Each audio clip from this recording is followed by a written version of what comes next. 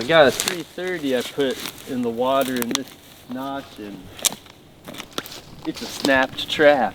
Uh-oh. Now nobody's perfect. You're bound to have some of this happen.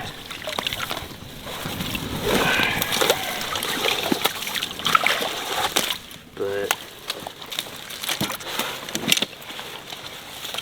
sometimes it's just I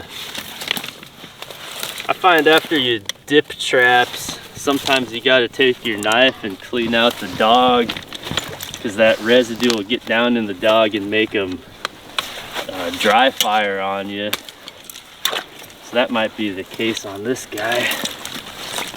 And like when my dad used to get stuff powder coated, we'd have to take a Dremel tool and Dremel that powder coating off the dog, but I always carry a belt knife on me, and you just take your knife, get that little bit of gunk off of your dog here.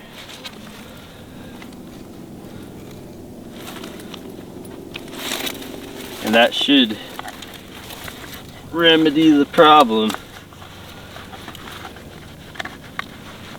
It's hard getting all your stuff back on your belt sometimes.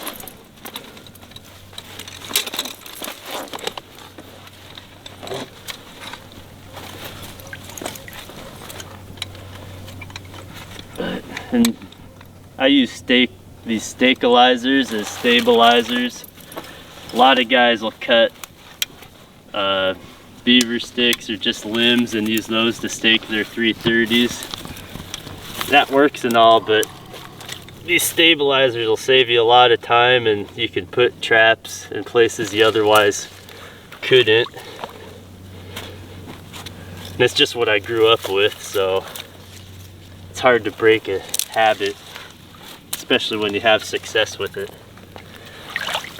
And so I just line this up with this crossover, just like trail trapping coon in Iowa, and get stuff out of the way. Make sure your wire's out of the way.